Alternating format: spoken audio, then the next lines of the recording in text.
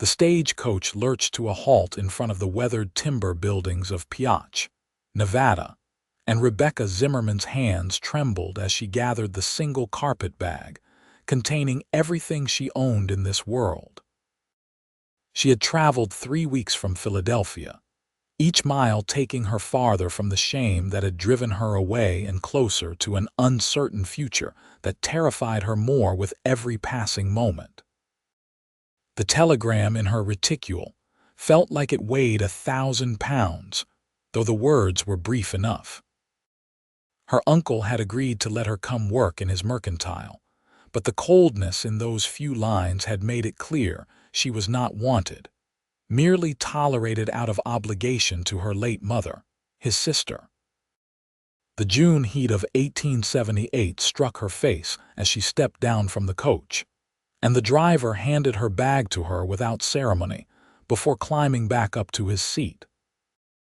Rebecca stood alone on the dusty street, watching as the stage rolled away toward its next destination, and felt the eyes of every passerby land on her like physical weight.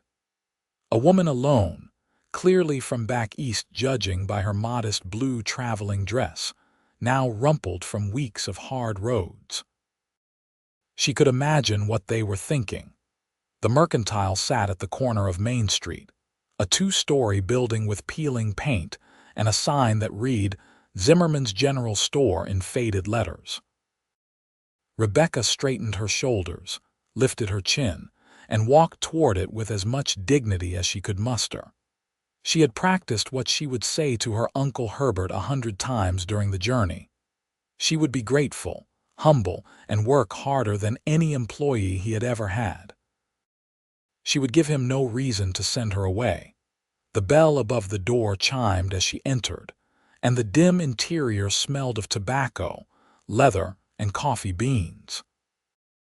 A portly man with gray mutton chops stood behind the counter, helping a customer, and his eyes flickered to her briefly before returning to his transaction.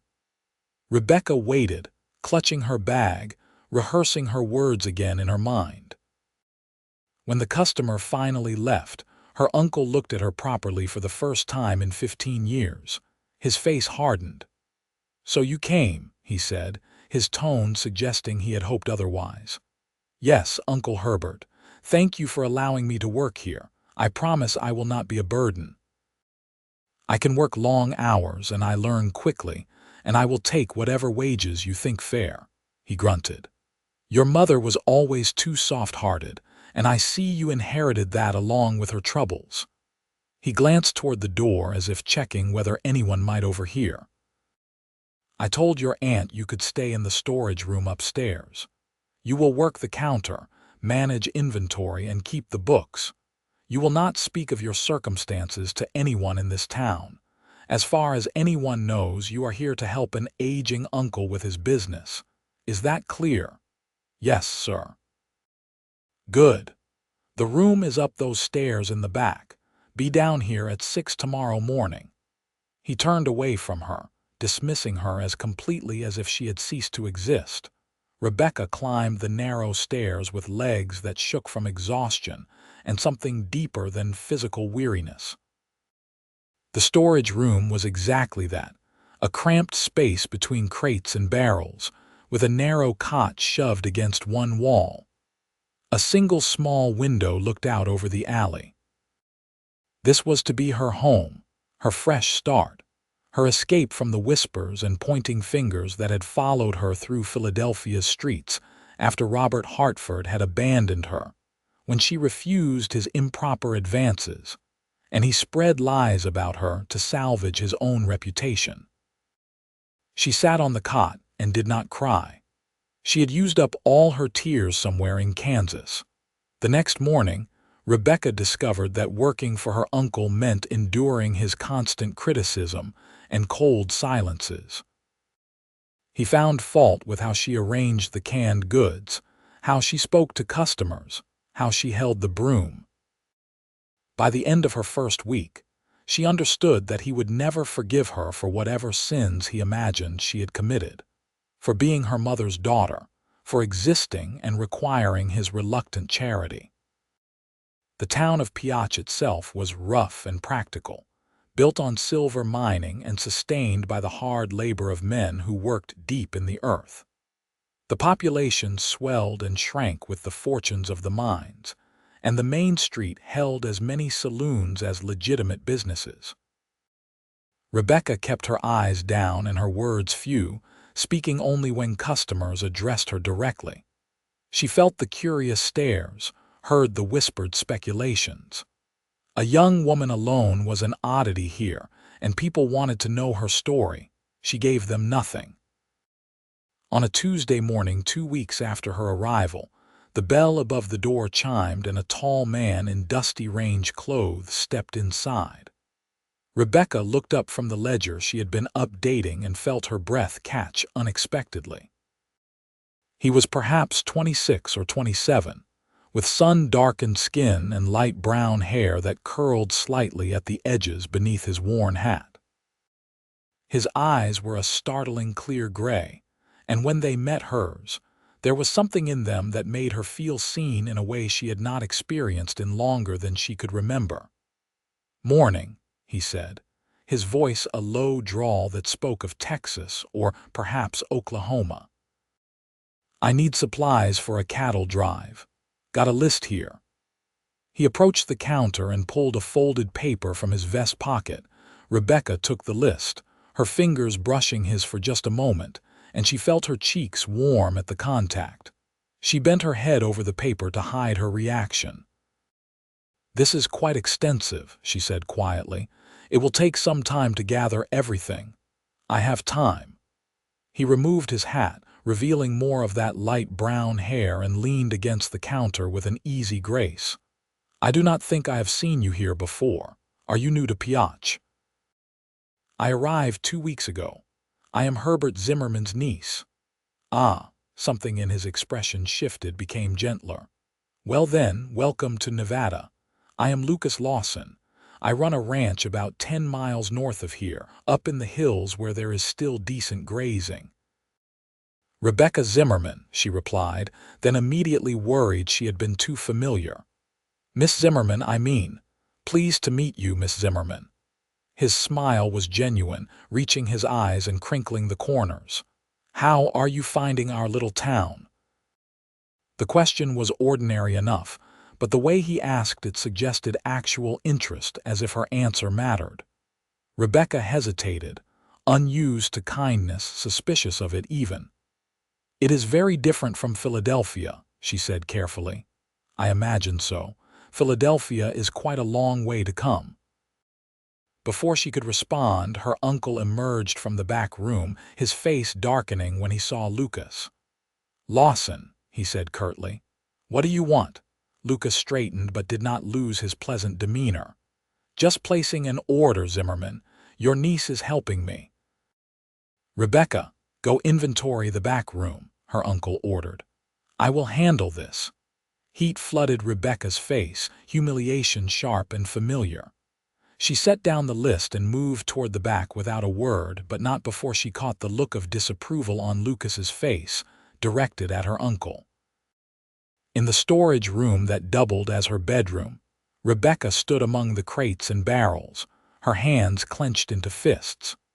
She heard the rumble of male voices from the front, could not make out words, but caught the tone of her uncle's dismissiveness and Lucas's patient insistence. When the bell chimed 20 minutes later, signaling his departure, she waited a full 5 minutes before returning to the counter. Her uncle glared at her. "Stay away from men like that," he said. "I was only helping him with his order," Rebecca protested quietly. "Men like Lucas Lawson do not have honorable intentions toward young women. He has a reputation." Rebecca wanted to ask what kind of reputation, but she had learned not to question her uncle.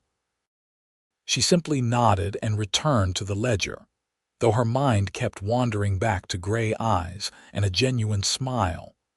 Lucas returned 3 days later, this time in the late afternoon when the store was empty except for Rebecca. The bell chimed and she looked up, her heart doing something strange in her chest when she saw him. "Afternoon, Miss Zimmerman," he said, approaching the counter. "I wanted to thank you for putting together that order. Everything was exactly right. You are welcome. It is my job." "Still deserves thanks."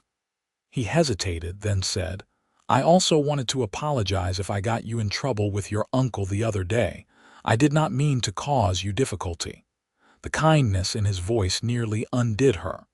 Rebecca blinked rapidly, forcing back the emotion that threatened to spill over. "You did not cause anything. My uncle is particular about things." "Particular is one word for it," Lucas muttered, then seemed to catch himself. "Forgive me, I should not speak ill of your kin." "There is nothing to forgive." Rebecca glanced toward the back room, making sure her uncle had not appeared. "Did you need something today?" "Well, I thought I might pick up some tobacco, but truthfully, I mainly wanted to see how you were settling in. Pioche can be a hard place for newcomers, especially for a lady on her own." "I am managing," Rebecca said, though the words felt hollow even to her own ears. Lucas studied her with those perceptive gray eyes, and she had the uncomfortable feeling he could see right through her careful facade. "If you ever need anything," he said slowly, "or if there is anything I can do to help, I hope you know you can ask. My ranch is not far, and I come into town most weeks." "That is very kind, but I would not want to impose." "It would not be an imposition." He said it with such simple sincerity that Rebecca almost believed him. "I mean it, Miss Zimmerman. Sometimes a person needs a friend in a new place." Before she could respond, the back door slammed and her uncle's heavy footsteps announced his return. Lucas tipped his hat to her, purchased his tobacco, and left with a final warm glance that stayed with Rebecca long after he had gone. Over the following weeks, Lucas became a regular visitor to the mercantile. He always had some legitimate need for supplies, but Rebecca began to suspect these visits were more frequent than strictly necessary for a working ranch. They would talk while she filled his orders, brief conversations that never lasted long enough to draw her uncle's ire but gave her glimpses into a life so different from her own. Lucas had come to Nevada 5 years earlier from Texas, where his family had lost everything in the difficult years following the war. He had worked as a ranch hand, saved every penny, and eventually bought a small property that he had slowly built into a modest but successful cattle operation. He employed 3 men and ran about 200 head of cattle, selling beef to the mining camps and to buyers who came through from California. Rebecca told him less about herself, but Lucas never pushed. He seemed content to share his own stories and accept whatever small pieces she offered in return. She learned that he loved the land with a passion that made his voice come alive when he described the hills where his cattle grazed, the stream that ran through his property, the sunsets that painted the Nevada sky in shades of gold and crimson. One afternoon in early August, Rebecca was sweeping the front steps when a commotion erupted down the street. Raised voices, the sound of breaking glass, and then a gunshot that made her heart leap into her throat. She stumbled backward into the store, and her uncle rushed to the door to lock it. "Miners fighting again," he said with disgust. "Stay away from the windows." Rebecca retreated to the back room, her whole body shaking. She had known Pioche was rough, but the reality of violence happening just yards away terrified her in a way she had not anticipated. She sat on her cot, hands pressed over her ears, trying to block out the shouts and crashes from outside. The fighting seemed to go on forever, though it was probably less than an hour. When silence finally fell, Rebecca emerged cautiously to find her uncle calmly rearranging stock as if nothing had happened.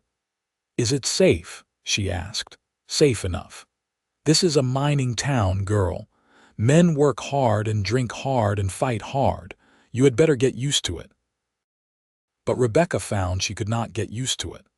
That night, lying on her narrow cot, She stared at the ceiling and wondered if she had made a terrible mistake in coming here. She had nowhere else to go, but the thought of spending years in this cramped room, enduring her uncle's disdain and the ever-present threat of violence in the streets, felt suffocating. The next day, Lucas came in for supplies and immediately noticed something was wrong. "Miss Zimmerman," he said quietly when they were alone at the counter, "are you all right? You look troubled." "There was fighting in the street yesterday," she said, trying to keep her voice steady. "Gunfire. It frightened me." Concern filled his face. "I heard about that." "Some dispute over mining claims. Are you safe here? Does your uncle look after you properly? I have a room upstairs. I am fine." But her voice wavered on the last word. Lucas leaned closer, his voice dropping to barely above a whisper. "Rebecca, if you are not fine, you can tell me, please." The use of her first name, the genuine worry in his eyes, the kindness that radiated from him like warmth from a fire, all of it combined to crack the careful control she had maintained for weeks. Tears welled up before she could stop them. "I am sorry," she gasped, turning away. "Excuse me."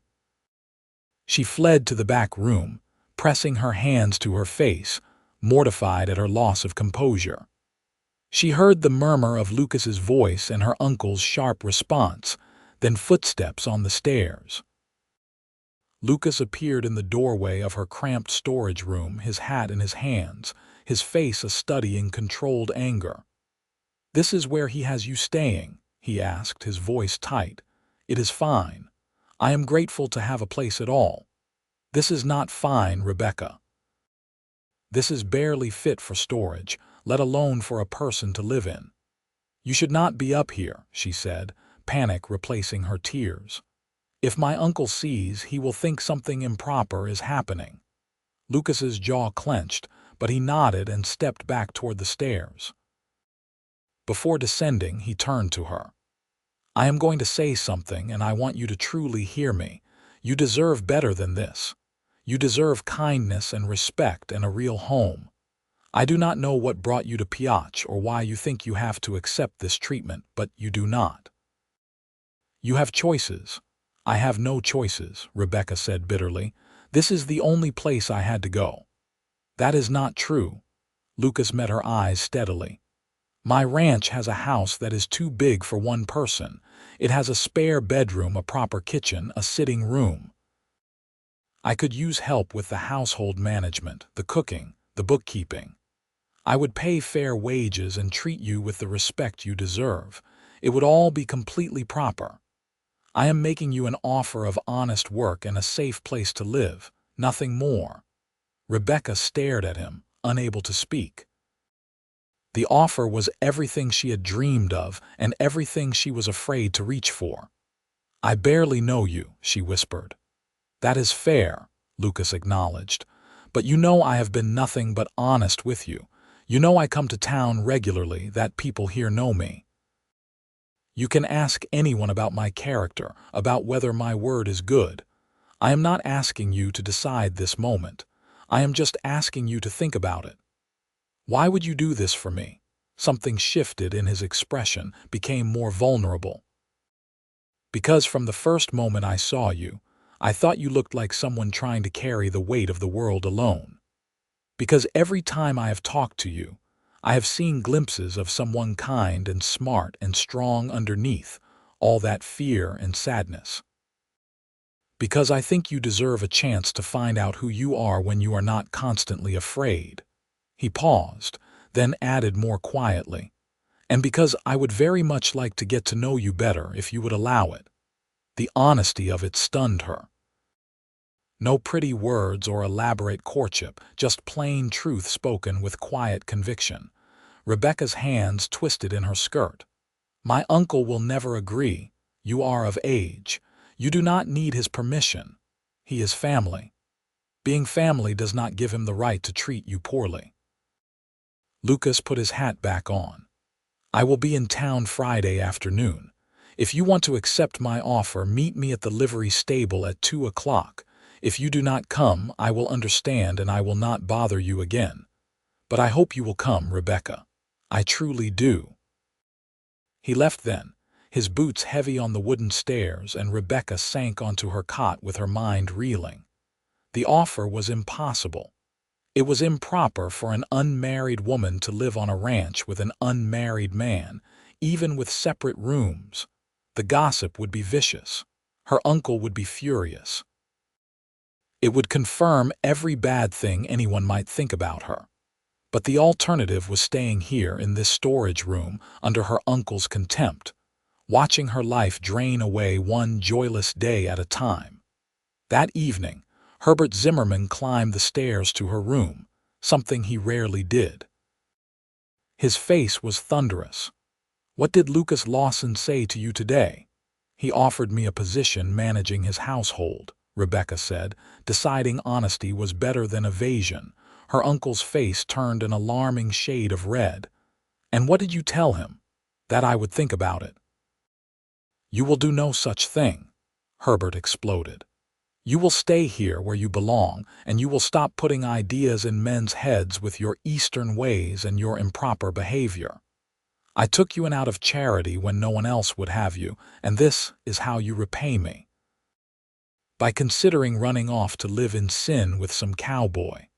He offered me honest work and a proper bedroom. There is nothing sinful about it. You are either a fool or a liar.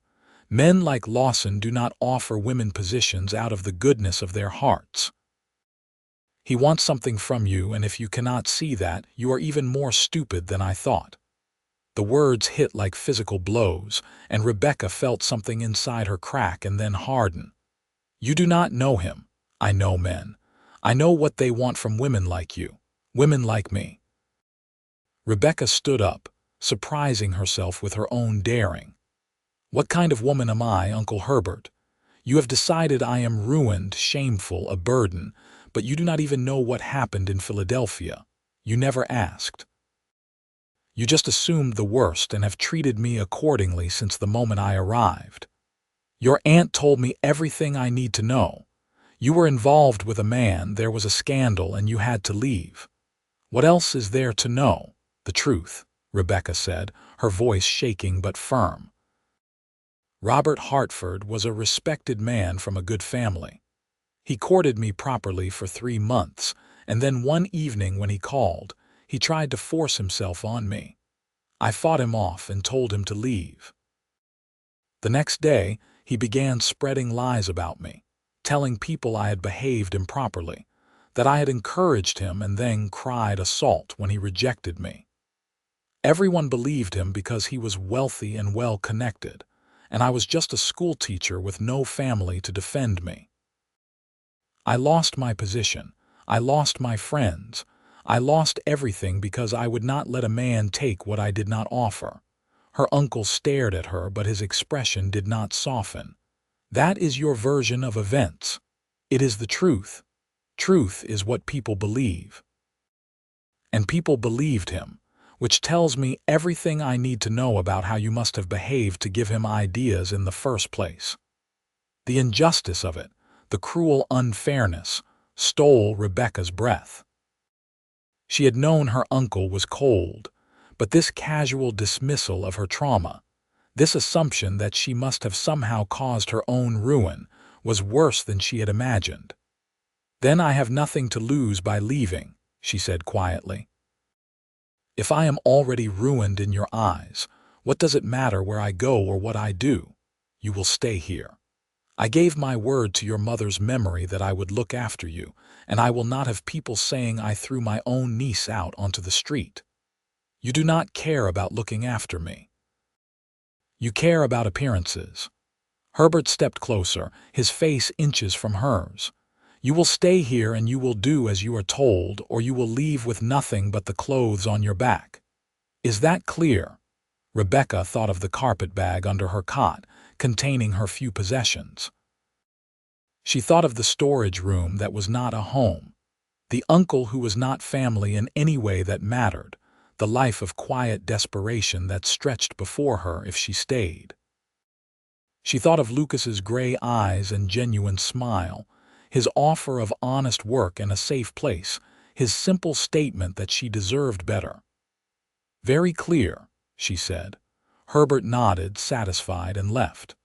Rebecca waited until his footsteps faded, then pulled out her carpetbag and began to pack. Friday afternoon arrived with cloudless skies and the kind of dry heat that made the mountains shimmer in the distance. Rebecca moved through the morning in a state of strange calm, helping customers, updating the ledger, performing all her usual tasks with meticulous care.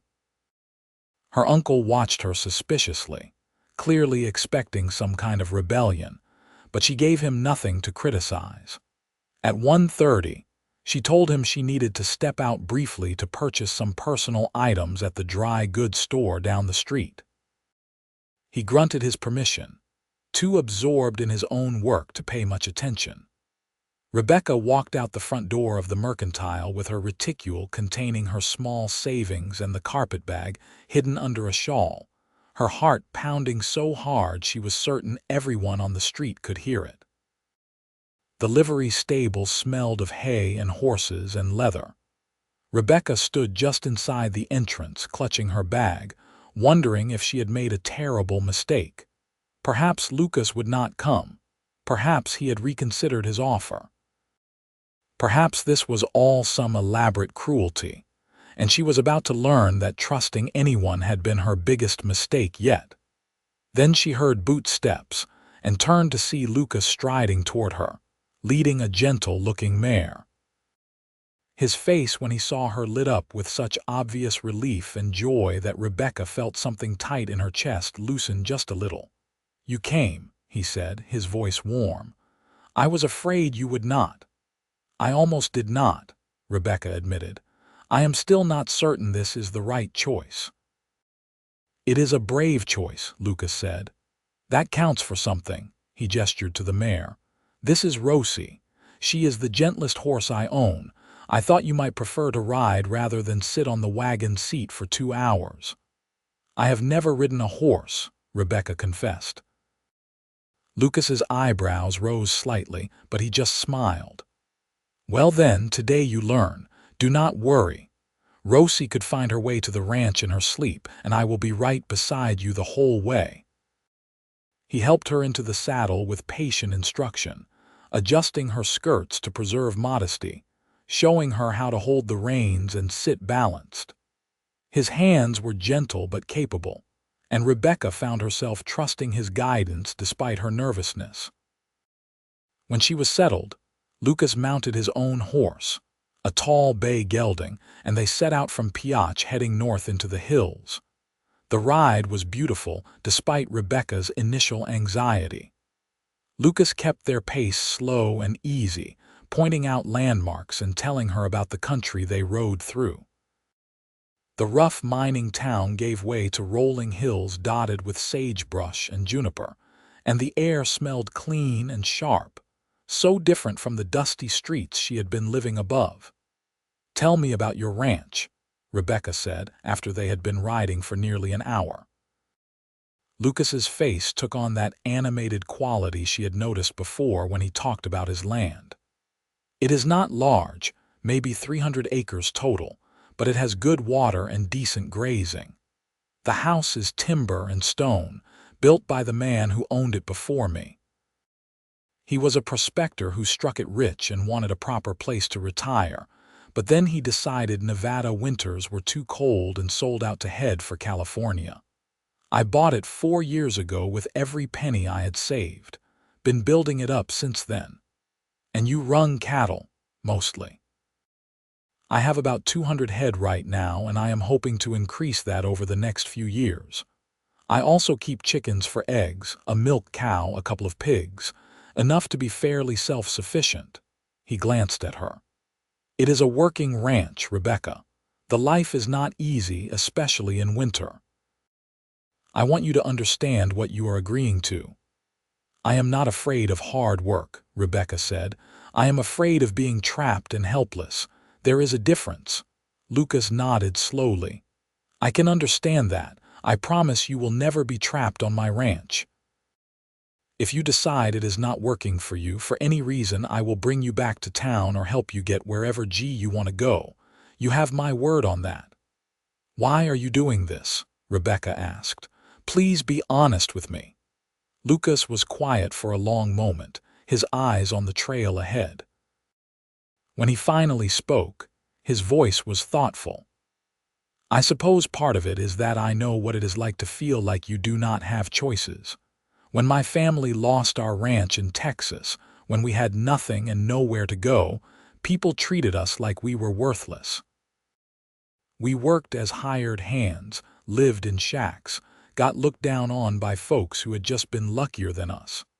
I swore if I ever got the chance, I would help someone else the way I wished someone had helped us." He paused, then continued, "But there is more to it than that. From the first time I saw you, there was something about you that called to me. Not just that you are beautiful, though you are. It was the way you held yourself, like you were determined to stay strong no matter what. And the more I talked to you, the more I wanted to know you. I kept finding excuses to come to the mercantile just to hear your voice, to see if I could make you smile. That probably sounds foolish." "It does not sound foolish," Rebecca said softly, her cheeks warming. "It sounds kind. I want you to know that my offer is genuine. I need help at the ranch, truly. And I am hoping that maybe, over time, if we suit each other, it could become something more than just an employer and employee arrangement. But there is no pressure for that. If you just want honest work and a safe place to live, that is what you will have. I will not take advantage of the situation. You have my word as a man." Rebecca looked at him, at his earnest face and steady eyes, and felt herself beginning to believe that maybe, just maybe, she had found someone trustworthy. "Thank you for being honest with me. I appreciate it more than you know." They rode on, and Rebecca found herself relaxing into the rhythm of Rosie's gentle gait. The landscape opened up into a valley with a creek running through it, and Lucas pointed ahead. "There, that is home." The ranch house sat on a slight rise overlooking the valley, a solid structure of timber and stone with a wide porch and real glass windows. Outbuildings clustered nearby, a barn, a bunkhouse, a chicken coop, and corrals holding horses and cattle. It looked prosperous and well-maintained, a real working ranch that spoke of care and attention. As they approached, 3 men emerged from the barn, clearly having heard the horses. They were all older than Lucas, weathered men who looked like they had spent their lives working the land. Lucas raised a hand in greeting. "Rebecca, these are my men. Frank is my foreman, been with me since the beginning. Those are his sons, Tom and William." The 3 men nodded respectfully, their curious eyes taking in Rebecca's presence but their expressions neutral. Frank, a man of perhaps 50 with graying hair, touched his hat brim. "Madam, this is Miss Rebecca Zimmerman," Lucas said. "She is going to be managing the household and helping with the ranch bookkeeping. I expect you all to treat her with courtesy and respect." "Yes, sir," Frank said. "Welcome to the ranch, Miss Zimmerman." Lucas helped Rebecca dismount, his hand steadying her when her legs proved wobbly from the long ride. He handed Rosie's reins to Tom. "Would you take care of the horses? I am going to show Miss Zimmerman the house." The ranch house was even more impressive inside than out.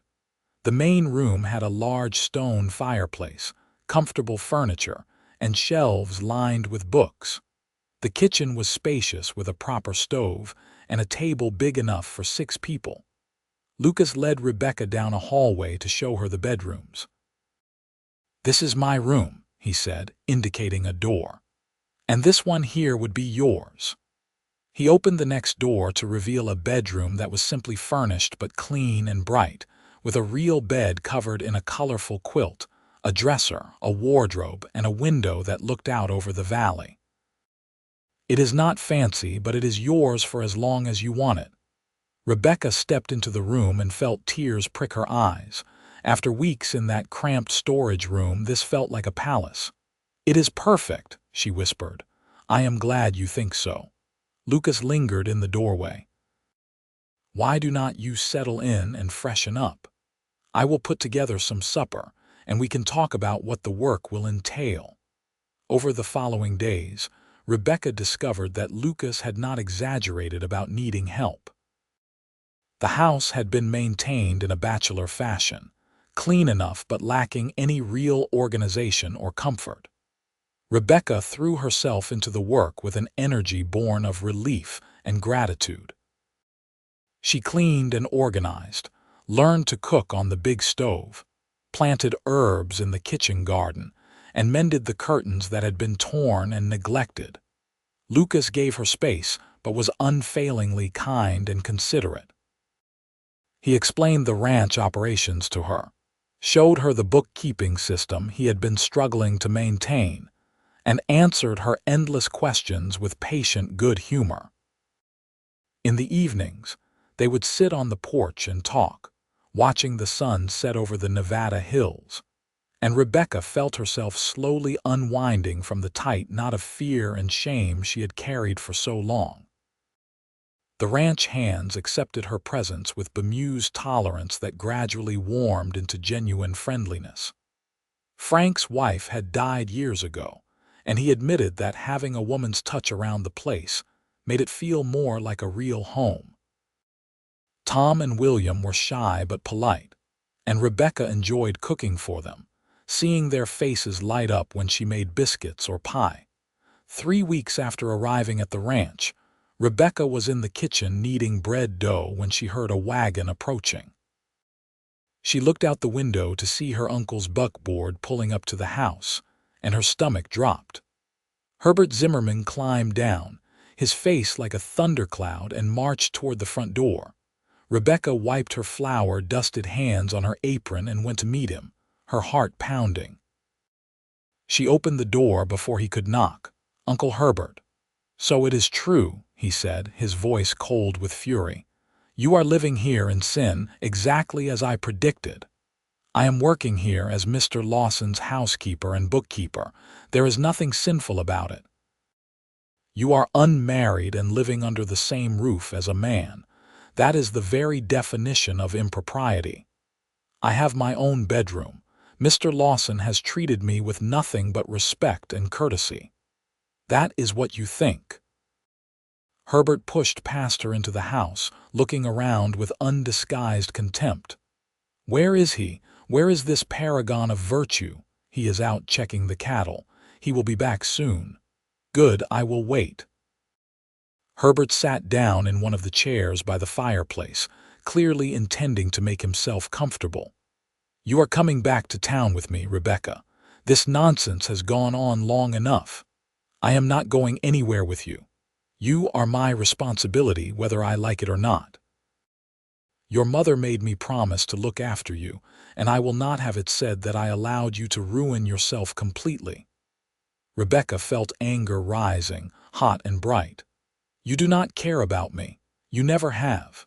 You only care about what people think about your reputation." "Well, my reputation was already ruined before I ever came to Pioche, ruined by a man who thought he could take what he wanted and then destroy me when I refused him. At least here, I have honest work and people who treat me with kindness. That is more than you ever gave me." "You ungrateful girl," Herbert spat. "I gave you a roof over your head and work when no one else would. This is how you repay me. You gave me a storage room and constant criticism. You made it clear every day that you despised having me there. I am not ungrateful, Uncle Herbert. I am just done accepting cruelty and calling it charity." Before Herbert could respond, the door opened and Lucas walked in, his eyes going immediately to Rebecca's flushed face and then to her uncle. His expression hardened. "Zimmerman, I am surprised to see you here. I've come to collect my niece and take her back where she belongs." "Your niece is an adult woman capable of making her own decisions. If she wants to leave, she is free to go, but I do not think she does. What you think is irrelevant. "Rebecca, get your things. We are leaving now." Lucas stepped further into the room, his posture calm but his voice firm. "She is not going anywhere unless she chooses to. This is my property, and you are not welcome here if you are going to come in making demands and treating Rebecca with disrespect." Herbert stood, his face flushing with anger. "You have no right to keep her here." "I am not keeping her anywhere. She came of her own free will, and she stays of her own free will. That is what freedom looks like, Zimmerman, though I suspect you do not much care for the concept. I will not stand here and be lectured by some cowboy with delusions of respectability. Everyone in town knows what this is. You have convinced her to live here as your mistress, and you can dress it up with talk of housekeeping and bookkeeping all you like, but we all know the truth." "The truth," Lucas said, his voice dropping dangerously low, "is that your niece is one of the finest, most decent people I have ever met, and she deserves far better than what you have given her. The truth is that she works harder in a day than you probably work in a week, and she does it with grace and kindness. The truth is that I respect her more than you ever have, and if you cannot see her worth, that says everything about you and nothing about her." Rebecca felt tears spring to her eyes at Lucas's fierce defense of her. Herbert looked between them, his face ugly with rage and something else, perhaps the realization that he had lost this battle. "Fine," he said tightly. "Stay here and ruin yourself completely. But do not come running back to me when he tires of you and throws you out. You will be truly alone then, with no family to take you in." "I would rather be alone than stay with someone who treats family the way you have treated me," Rebecca said, her voice steady despite the tears on her cheeks. "Goodbye, Uncle Herbert." He stormed out, slamming the door behind him so hard the windows rattled. Rebecca stood frozen, shaking with the aftermath of confrontation, and then Lucas was there, his hands gentle on her shoulders. "Are you all right?" he asked quietly. "I do not know," Rebecca admitted. "I just cut ties with my only family. Family is more than blood, Rebecca. It is the people who choose to love and support you, not the ones who make you feel small and worthless." His hand squeezed her shoulders gently. "You were incredibly brave just now." "I was terrified. Bravery is being terrified and doing it anyway." Lucas's gray eyes were warm with admiration and something deeper, something that made Rebecca's breath catch. "You deserve so much better than what he gave you. I hope you know that." "I am starting to believe it," Rebecca whispered. "Because of you." Something shifted in the air between them, an awareness that had been building for weeks crystallizing into something undeniable. Lucas's hands slid from her shoulders, and he took a step back, clearly trying to maintain propriety even as his eyes told a different story. "I should let you get back to your bread," he said, his voice slightly rough. "It is probably ready for the oven by now."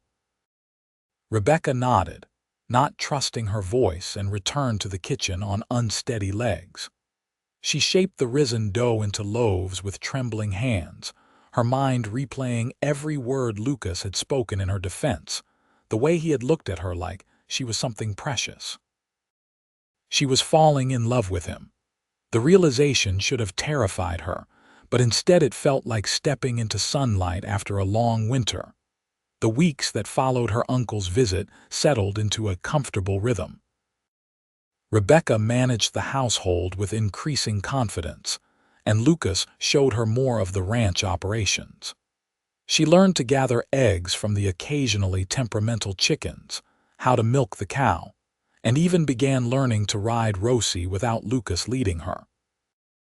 The physical work was harder than anything she had done in her previous life as a schoolteacher, but it was also deeply satisfying in a way she had not expected. The ranch hands became like an extended family. Frank taught her how to make his late wife's recipe for cornbread.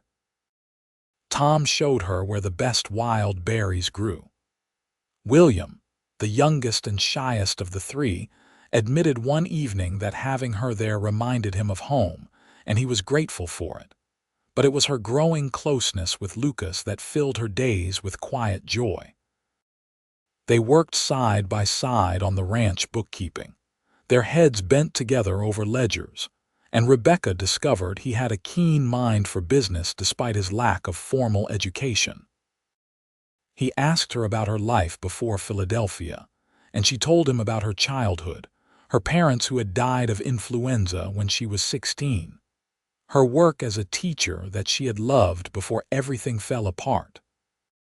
Lucas shared more of his own story too, the hardship of his family's losses, the years of grinding poverty, the determination that had driven him to build something of his own. They talked about books they had read, places they dreamed of seeing, and the quiet hopes they had for the future. Rebecca found herself laughing more than she had in years, found herself looking forward to each day instead of merely enduring it. One evening in late September, they sat on the porch watching the first stars appear in the darkening sky. The air had taken on the crisp edge of coming autumn, and Rebecca pulled her shawl tighter around her shoulders. "Winter comes early up here in the hills," Lucas said. "By November, we will likely see our first snow. Are you sure you want to stay? Town would be easier in the cold months." "I am sure," Rebecca said firmly. "This is home now." Lucas turned to look at her, his expression serious. "Rebecca, I need to tell you something, and I am afraid of how you might react, but I cannot keep it to myself any longer."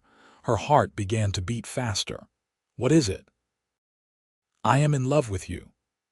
The words came out plain and simple, no elaborate declaration, just honest truth.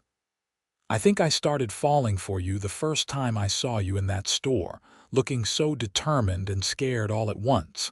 And every day since then, I have fallen a little more. The way you laugh, the way you throw yourself into everything you do, the strength I see in you even when you do not see it yourself. I love all of it. I love you." Rebecca felt tears spring to her eyes, but for once they were tears of joy rather than sorrow. "Lucas, let me finish," he said gently. "I know you have been hurt. I know you have reasons to be cautious to protect yourself. I am not asking you to feel the same way, not if you are not ready. But I wanted you to know the truth because I cannot keep pretending this is just an employer and employee arrangement. Not when every moment with you makes me happier than I have ever been." "You do not have to pretend," Rebecca said, her voice shaking with emotion, "because I love you too. I think I have been falling in love with you since you first offered me kindness when I was expecting only rejection. You make me feel safe and valued and seen in a way I never have before. You make me believe I deserve good things. I love you so much it scares me sometimes." Lucas's face transformed with joy. "You do not have to be scared. I would never hurt you, Rebecca. I swear it on everything I hold sacred." "I know," she whispered. "I trust you. That is the miracle of it.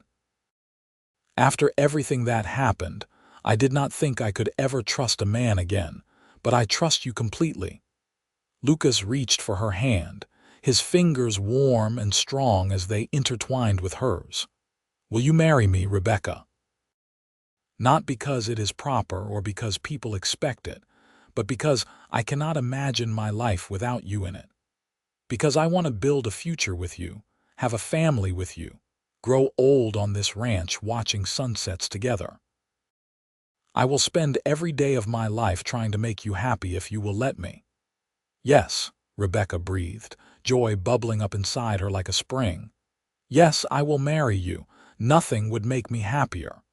Lucas stood and pulled her to her feet, his hands cupping her face with infinite gentleness. "May I kiss you?" In answer, Rebecca rose on her toes and pressed her lips to his. The kiss was sweet and tender, full of promise and hope and love finally acknowledged. When they pulled apart, both were smiling and Lucas rested his forehead against hers. "I am going to make you so happy," he murmured. "You already do," Rebecca replied. "Every single day. They were married 3 weeks later in a small church in Pioche with Frank and his sons as witnesses. Rebecca wore a simple dress of sky blue cotton that Lucas had insisted on buying her from the dry goods store, and she carried wildflowers that William had picked that morning. Herbert Zimmerman did not attend, though Rebecca had sent him an invitation more out of duty than any real hope he would come. The ceremony was brief but meaningful, and when the preacher pronounced them husband and wife, Lucas kissed her with such joy that the small congregation laughed with delight. Afterward, they shared a meal at the hotel restaurant, and Frank made a toast to their happiness that brought tears to Rebecca's eyes. The ride back to the ranch, their ranch now, felt different than that first journey months ago. Rebecca sat close to Lucas on the wagon seat, his arm around her, and felt a peace she had never known. She was someone's wife now, someone's chosen partner, and the man beside her looked at her like she was the most precious thing in his world. Their wedding night was tender and sweet, Lucas patient and gentle as he introduced Rebecca to the physical expression of their love. Afterward, lying in his arms in the bed they would share for the rest of their lives, Rebecca felt truly safe for the first time since her world had fallen apart in Philadelphia. "What are you thinking?" Lucas asked, his fingers tracing lazy patterns on her shoulder. "That I arrived in Nevada expecting rejection and found acceptance instead," Rebecca said softly. "That I thought I would never trust anyone again, and then you showed me that trust can be earned and kept. That I believed my life was over, but it was really just beginning." Lucas pressed a kiss to her forehead. "Our life is just beginning," he corrected gently. "Everything from here on out we face together." The first winter on the ranch tested them both. Snow came in November, as Lucas had predicted, heavy and relentless, and the temperatures dropped until the water in the basin froze solid each night. Rebecca learned to dress in layers of wool and flannel, to bank the fire carefully to keep the house warm, to cook hearty stews and soups that would sustain men working in brutal cold. Lucas and his hands spent long days ensuring the cattle had access to water and winter feed, breaking ice and hauling hay to the far pastures. Rebecca worried every time Lucas went out in a storm, but he always came back, his face reddened from cold, his eyes lighting up when he saw her waiting by the fire. On the worst days, when the wind howled and the snow piled high, they were sometimes housebound. Lucas taught Rebecca to play chess, using a set his father had made him years ago. Rebecca read aloud from his collection of books while he mended tack or whittled small figures from scraps of wood. They talked for hours about everything and nothing, learning each other's thoughts and dreams in the intimate way of newlyweds. In January, Rebecca realized her monthly courses had not come. She waited another week to be certain, then told Lucas one evening as they sat by the fire. His reaction was everything she could have hoped for. Pure joy flooded his face, and he pulled her into his arms with such enthusiasm they nearly toppled from the chair. "A baby," he kept saying. "We are going to have a baby. Are you happy?" Rebecca asked, though his reaction made the answer obvious. "Happy does not begin to cover it," Lucas said, his hands already moving to rest gently on her still flat stomach. "You have given me so much already, Rebecca, and now this. I feel like the luckiest man alive." The pregnancy progressed well through the rest of winter and into spring. Rebecca bloomed with it, her face taking on a glow that made Lucas smile every time he looked at her. He became almost comically protective, trying to prevent her from doing any heavy work, until she had to remind him firmly that she was pregnant, not fragile. In late April, when the hills were green with new grass and wildflowers dotted the meadows, Frank's daughter-in-law Mary came to stay at the ranch. She had experience with birthing babies and would help when Rebecca's time came. Rebecca was grateful for another woman's company, and Mary proved to be cheerful and knowledgeable, answering Rebecca's anxious questions with practical good sense. Lucas Jr. came into the world on a warm May morning in 1879, after a labor that was mercifully shorter than Rebecca had feared. The moment they placed her son in her arms, Rebecca understood love in a way she never had before. He was perfect, tiny and red-faced and squalling with indignation at being thrust into the world, and she loved him with an intensity that took her breath away. Lucas cried when he held his son for the first time, tears streaming down his face as he marveled at the tiny fingers and toes, the downy dark hair, the eyes that would eventually turn the same gray as his own. "He is perfect," Lucas whispered. "You are both perfect." The next years passed in a blur of happiness and hard work.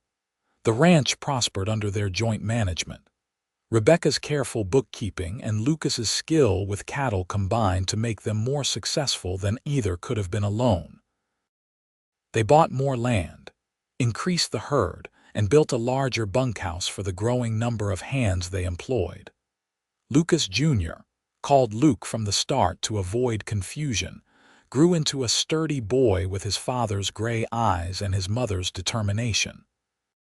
2 years after Luke's birth, Rebecca delivered a daughter they named Elena after Rebecca's mother. Ellie had her mother's dark hair and her father's adventurous spirit, and from the moment she could walk, she was following her brother and father around the ranch, insisting on helping with everything. Rebecca often thought about those dark days in Philadelphia, the fear and shame that had driven her to Nevada expecting nothing but more rejection. It seemed like another lifetime now, something that had happened to a different person. The woman she was now, confident and loved and deeply content, bore little resemblance to the frightened girl who had stepped off the stagecoach in Pioche. She never saw her uncle again.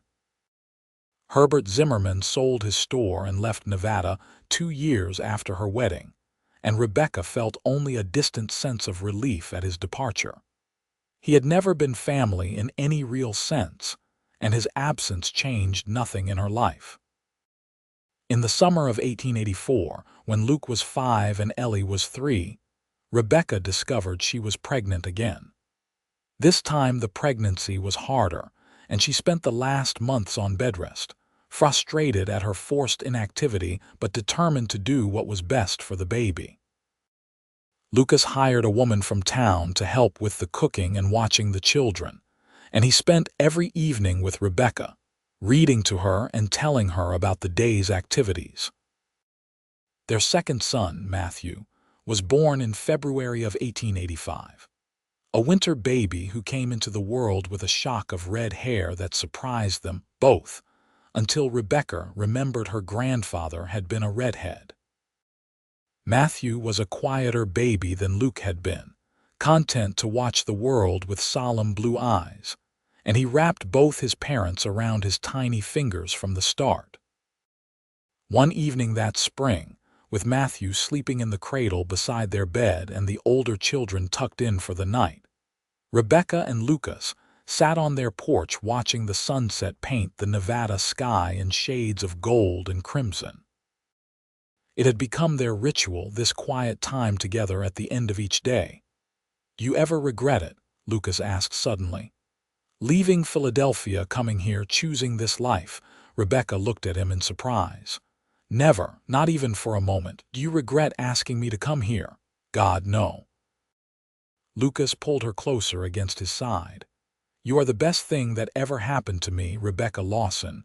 You and our children, this life we have built together. Sometimes I still cannot believe how lucky I am." "I am the lucky one," Rebecca said softly. "I arrived here expecting rejection and found acceptance. I thought I would never trust anyone again, and you taught me that trust can be earned and kept. I believed my life was over, but you showed me it was just beginning. You gave me a place to belong when I thought I would be alone forever." "We gave each other that," Lucas corrected gently. "I was just existing before you came into my life, Rebecca. You made it a life worth living." They sat in comfortable silence as the sun sank below the mountains and the first stars appeared. From inside the house, they heard Luke's voice rise in some protest about bedtime, followed by the hired woman's patient response, and they both smiled.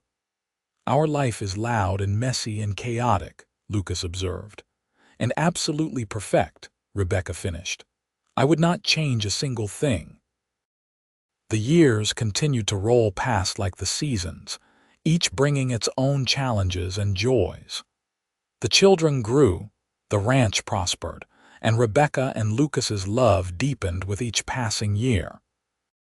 They faced difficult times too, droughts that threatened the herd, a winter so harsh they lost a quarter of their cattle, the death of Frank from a heart attack that grieved them all.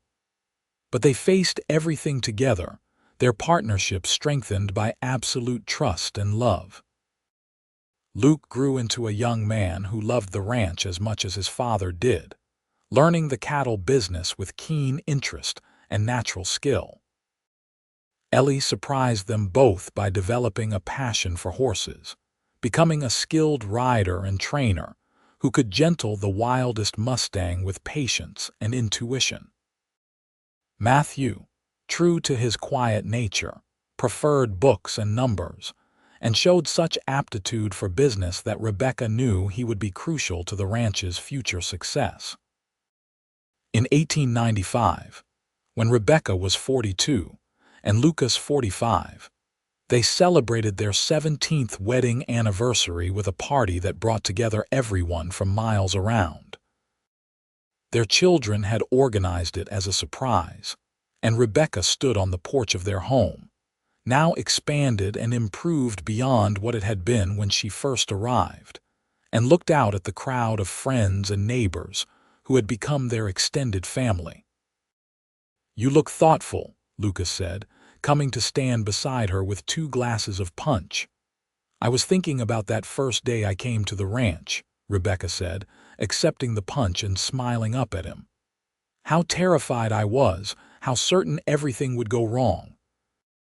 If someone had told me then that I would stand here 17 years later with 3 wonderful children and a husband I love more with each passing year, surrounded by friends and a thriving ranch, I would never have believed them." Lucas set down his glass and took both her hands in his. "You know what I think about? That first time I saw you in your uncle's store, looking so lost and determined all at once, and how I felt this pull toward you that I could not explain. How I kept finding excuses to go back just to see you, to hear your voice. How terrified I was that you would say no when I asked you to come here. Best decision I ever made," Rebecca said softly. "Second best," Lucas corrected with a smile. "The best was saying yes when I asked you to marry me." Rebecca laughed, the same free, joyful sound that had slowly emerged over their years together as fear and shame fell away. "You are right. That was the best." Luke approached them then, his young wife Sarah at his side. They had married the previous year, and Sarah was expecting their first child. "Mother, father, everyone is asking for you to say a few words." Rebecca looked at Lucas, who nodded encouragingly. They walked together to where the crowd had gathered, and Rebecca felt her heart swell with gratitude and love. "Thank you all for coming," she began, her voice carrying clearly in the evening air. 17 years ago, I arrived in Nevada with nothing but a carpetbag and a heart full of fear. I expected rejection, judgment, and loneliness. Instead, this man beside me offered me acceptance, kindness, and a place to belong. She squeezed Lucas's hand. He gave me a home and a family and a life beyond anything I could have imagined. Every day with him has been a gift. Lucas cleared his throat, visibly moved. Rebecca likes to say, I gave her those things, but the truth is we gave them to each other. She took a lonely cowboy and a rough ranch and turned them into a home filled with love and laughter. She is the strongest, kindest, most incredible woman I have ever known, and I thank God every day that she took a chance on me." The crowd erupted in applause and cheers, and Rebecca found herself pulled into Lucas's arms, kissing him soundly to the delight of their guests. When they pulled apart, both were smiling, and Rebecca saw tears of happiness in Lucas's eyes that matched her own. The party continued late into the night, with music and dancing and endless stories. Rebecca danced with Lucas, with each of her children, with Frank's sons who were now grown men running their own ranches. She laughed with the women who had become her friends, accepted congratulations and well wishes, and felt a contentment so deep it was almost overwhelming. As the evening wound down and guests began to depart, Rebecca stood with Lucas watching the moon rise over the hills. Their children were helping to clean up, their voices and laughter floating through the open windows of the house. "You remember what you said to me that day in the storage room?" Rebecca asked. "When you first made your offer," Lucas thought for a moment, "I said a lot of things. Which part?" "You said I deserved kindness and respect and a real home, that I deserved a chance to find out who I was when I was not constantly afraid." Rebecca turned to face him fully. "You were right, and you gave me all of that and so much more. You gave me myself back, Lucas. The person I was meant to be before fear and shame tried to destroy me. That is the greatest gift anyone has ever given me." Lucas's hands came up to frame her face, his touch gentle and reverent. "You did the same for me, my love. Before you, I was just going through the motions, building something without really understanding why. You gave me purpose and joy and a reason to build not just a ranch but a real life. We saved each other." "We did," Rebecca agreed, tears streaming down her face now, tears of pure happiness. "We absolutely did." They kissed under the Nevada stars, two people who had found each other against all odds and built something beautiful and lasting from courage and hope and love. Around them, the ranch they had built together hummed with the sounds of family and home, a testament to what could grow when one person offered acceptance, and another found the courage to reach for it. Years continued to pass, each one adding to the tapestry of their life together. Luke and Sarah gave them grandchildren, first a boy named Lucas III, then twin girls. Ellie eventually married a rancher from the neighboring property, a quiet man who loved her fierce spirit and shared her passion for horses. Matthew went to university in California, but came back to help manage the ranch's business affairs, bringing with him a sharp-minded wife who taught school in Pioche. Rebecca watched her children and grandchildren with joy that never diminished, marveling at how life had unfolded. The storage room above her uncle's store felt like something from a distant dream now, a dark place she had passed through on her way to the light. Lucas's hair turned silver, and Rebecca's dark locks became streaked with gray, but their love remained as strong as ever. They still sat on their porch each evening, watching sunsets and talking about everything and nothing. They still kissed goodnight and woke each morning grateful for another day together. They still looked at each other and saw not just who they were, but who they had become together, two people made better by their union. In the spring of 1910, when Rebecca was 57 and Lucas 60, they celebrated their 32nd wedding anniversary with a quiet dinner, just the two of them. The children had offered to organize another party, but Rebecca and Lucas had declined, preferring instead to spend the evening alone together. 32 years, Rebecca mused over dessert. Sometimes it feels like a lifetime, and sometimes it feels like we just met yesterday. Both are true, Lucas said with a smile. We have built a whole lifetime together, but I still feel that same pull I felt the first time I saw you, still want to know everything you are thinking, still find excuses just to be near you. You do not need excuses anymore, Rebecca teased. We are married, true, but old habits die hard. Lucas reached across the table to take her hand. I have been thinking about something lately. What is it? About legacy, I suppose. About what we leave behind when we are gone. Lucas's expression was thoughtful. We have the ranch, the children and grandchildren, all of that. But I think the real legacy is something else.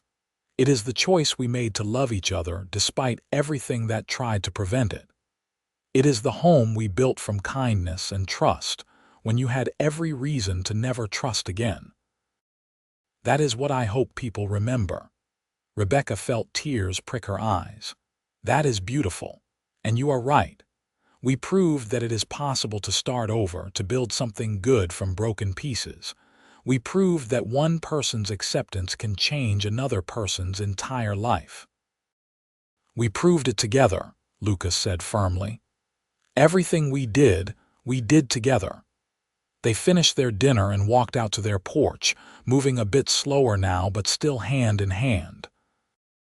The Nevada sky was putting on a spectacular show, streaks of orange and pink and gold painting the clouds as the sun sank toward the mountains. I love you, Rebecca said, leaning against Lucas's shoulder. I have loved you for 32 years, and I will love you for however many more years we have. You are the best thing that ever happened to me. And you are my everything, Lucas replied, his arm tightening around her. My partner, my love, my home. Everything good in my life came from the day you walked into that mercantile, and I found the courage to speak to you. They stood together in comfortable silence, watching the day end and the stars begin to emerge. Behind them, the house they had built and filled with love and laughter stood solid and warm. Around them, the ranch they had created together sprawled across the Nevada hills, a lasting testament to hard work and shared dreams. And in each other's arms, they had found what they had both been seeking without knowing it, a place to belong, acceptance without judgment, and a love that had transformed two lonely, hurting people into something whole and complete. The years that followed brought the inevitable challenges of aging.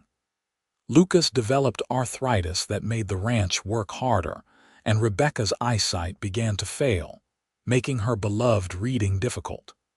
But they adapted, as they always had, finding new ways to contribute and new joys to celebrate. Luke took over more of the day-to-day ranch operations, and Matthew's business acumen kept them financially secure even as the world changed around them. The grandchildren grew, and great-grandchildren began to arrive, each new generation adding to the family Rebecca and Lucas had created. The ranch house expanded again to accommodate family gatherings, and holidays became loud, joyous affairs filled with multiple generations, all connected by the love story that had started it all. Rebecca often told the story of how she and Lucas met to the younger grandchildren who asked. She told them about arriving in Nevada expecting rejection and finding acceptance instead. She told them about a cowboy who offered kindness when kindness was in short supply, who saw value in her when she could not see it in herself, who gave her not just a home but a chance to become who she was meant to be. And she always ended the story the same way. Love is not just a feeling. It is a choice you make every day to see the best in someone, to support them, to build something together that neither of you could build alone. Your grandfather chose to love me every day for more than 40 years, and I chose to love him right back. That is the real secret. In the summer of 1918, Lucas Lawson passed away peacefully in his sleep at the age of 68, with Rebecca holding his hand. His last words were, "I love you," the same words he had said to her countless times over their 40 years of marriage. Rebecca's heart broke at losing him, but she took comfort in knowing they had built something that would outlast them both. She lived another 6 years, surrounded by children and grandchildren who cared for her with the same devotion she and Lucas had modeled. She spent her days sitting on the porch looking out over the ranch, remembering all the sunsets she had watched with Lucas, all the dreams they had dreamed and made real. On a warm spring evening in 1924, Rebecca Lawson died at the age of 71, in the house Lucas had brought her to so many years before. She passed peacefully, and those with her said her last words were a smile and a whispered, "I am coming, my love." They buried her next to Lucas on a hill overlooking the ranch beneath a spreading juniper tree. The headstone reads simply, Rebecca Zimmerman Lawson, 1853–1924. She arrived seeking refuge and found a home, beloved wife, mother, grandmother, and friend. But her true legacy was not carved in stone. It lived in the ranch that still thrived under her children's stewardship, in the family that had grown from her and Lucas's love, in the story that was passed down through generations about a woman who had the courage to start over, and a man who had the wisdom to offer her a chance. It lived in the lesson that one person's kindness can change a life, that love is built through daily choices, and that home is not a place, but the people who accept you completely, see your worth, and choose to walk beside you through all the days of your life. The ranch still stands today, passed down through the Lawson family for generations, a testament to what Rebecca and Lucas built together. And on quiet evenings when the sun sets over the Nevada hills in shades of gold and crimson, some say you can still feel their presence there.